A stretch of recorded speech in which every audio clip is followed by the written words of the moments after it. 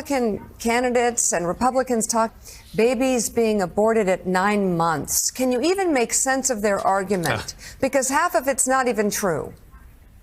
It's just fear tactics, and it's just lying to people. I mean, think about what some people have had to go through because of these laws. JD Vance calls pregnancy resulting from rape inconvenient. Like, inconvenience is traffic. I mean, make him go through this. Hello, ladies and gentlemen. I hope you're all having a great and wonderful day. Well, now what you heard that is Andy Beshear from Democratic from Kentucky, pretty much saying JD Vance's wife should pretty much be raped and get impregnated by an illegal immigrant. That's how evil and corrupt and bad the Democratic Party is. Now, I'm going to go over in depth exactly what's going on here, so don't worry. I'll even make it a bit easier on the Democrats here, but don't worry. What we have here right now is we have to talk about something a little bit here that's a little outside of the view, and what the lady says here is wrong. Republican candidates and Republicans talk babies being aborted at 9 months. Can you even make sense of their argument? Because half of it's not even true. It's just fear tactics, and it's just lying to people. Now, I'm coming to you guys and saying that it's 100% wrong, and I'm going to show you the reality. So there are 6 states that allows full-term legal abortion at all stages, and I'm going to be showing you all these states. So what we have here is the Alaskan abortion law, and the Alaskan abortion law is legal up to, there is no limitation on abortion in Alaska based on how far in pregnancy you are. And abortion is legal in Oregon. You do not need to be a resident of Oregon or a U.S. citizen to get abortion services in Oregon. Oregon has no restrictions on abortions based on how far along in pregnancy you are. Colorado is legal at all stages of pregnancy. Minnesota, abortion in Minnesota is legal at all stages of pregnancy. Washington, D.C., abortion in the Church of Columbia, aka Washington, D.C., is legal at all stages of pregnancy. And abortion in Vermont is legal at all stages of pregnancy. So, again, when we want to say that is not true, they are lying. There are 6 states that want to legalize abortion, that have legalized abortion all the way through pregnancy. So they're already lying there, all right? So they're already lying there. Now, what we have here is pretty much saying on, like, you know, how what this guy was going about, you know, saying that that JD Vance's wife should be impregnated and raped, or rather, because, you know, because to deal with it. Now, what we have is the actual true clip here. So I'm going to be showing you the full clip of what he's talking about. Inconvenient. Like, inconvenience is traffic. I mean, make him go through this. I mean, it is someone being violated, someone being harmed, and then telling them that they don't have options after that. That fails any test of decency, of humanity. But here's the thing. It also shows they don't have any empathy at all.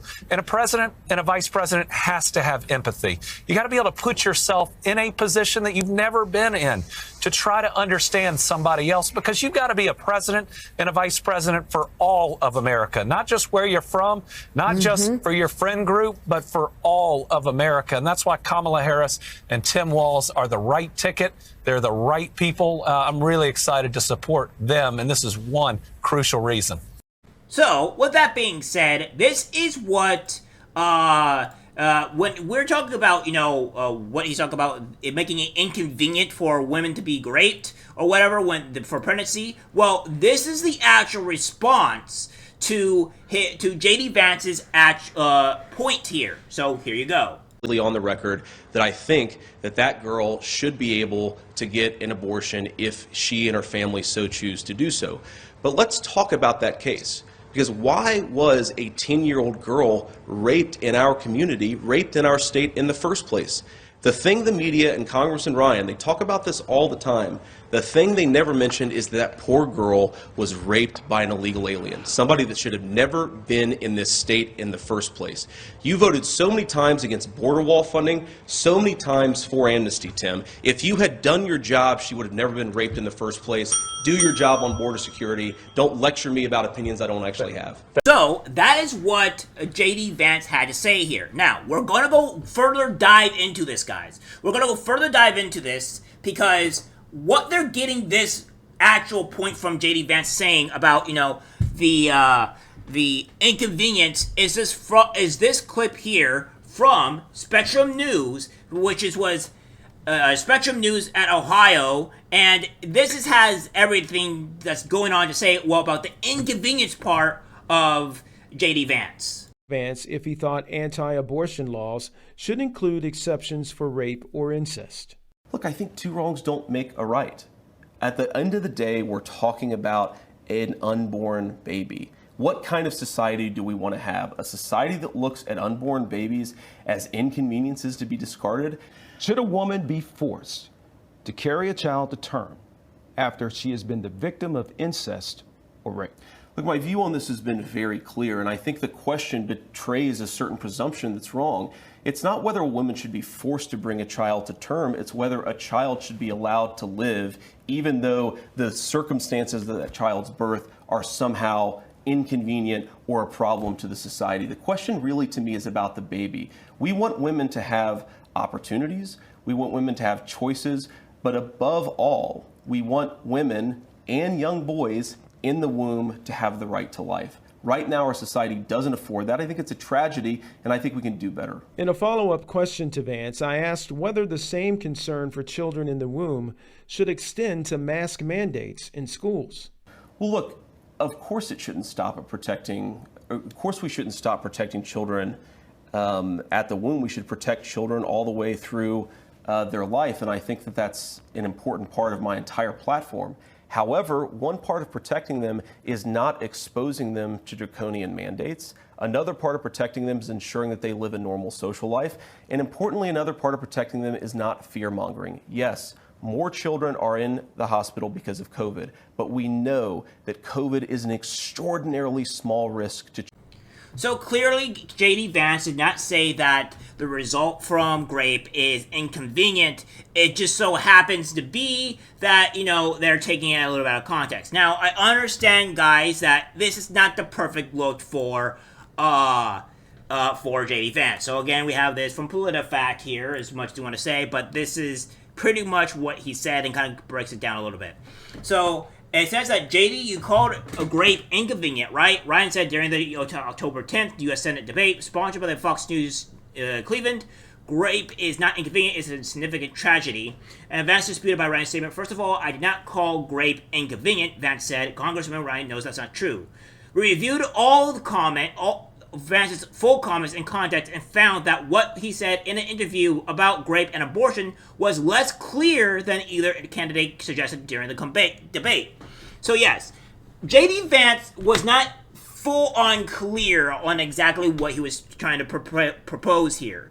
But this is what he had to say. It says Vance did not directly say grape is inconvenient, but when he was asked whether law should allow people to get abortions if they were victims of rape or incest, he suggested that society should not view a pregnancy or birth resulting from rape or incest as inconvenient. And that is the full context here of what JD Vance had to say. Of course, we have Andy Beshear responding to this, and he says, he's saying that this is just, you know, wrong. It's ridiculous, and it's also deflection. It's not really deflection here.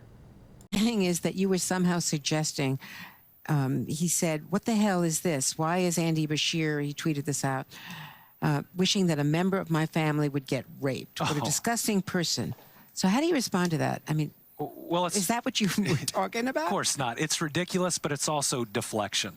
I mean, JD Vance knows that he and Donald Trump are so wrong on this issue, and so he's trying to make himself the victim. Listen, Hadley Duvall was a victim. The women that were on the stage last night, the couple that had to go through a non-viable pregnancy, are victims. You know, as a man, JD Vance will never have to face any of this personally.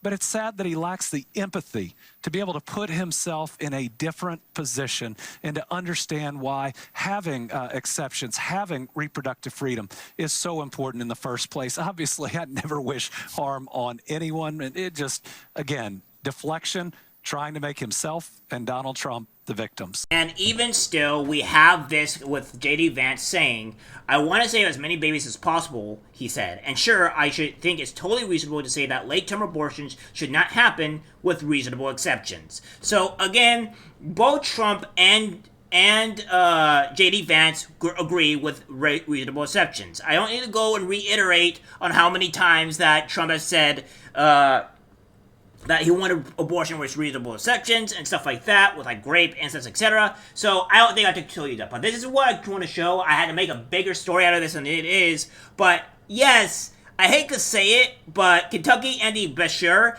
did wish his wife to get raped, or at least let it to happen to him. And he had to go back and double down, all right? But I gave you the full context of the situation here, and and what have you, right? So we could say we could take this out of context, but I think here that it is not a good look for Andy Beshear at all, and that is a problem. So guys, that's it for video. Like, subscribe, share. As always, take care, my friends. I'm disgusted by what I see in public. Even people closest to us can't be trusted. This is algorithmic disease, the social media.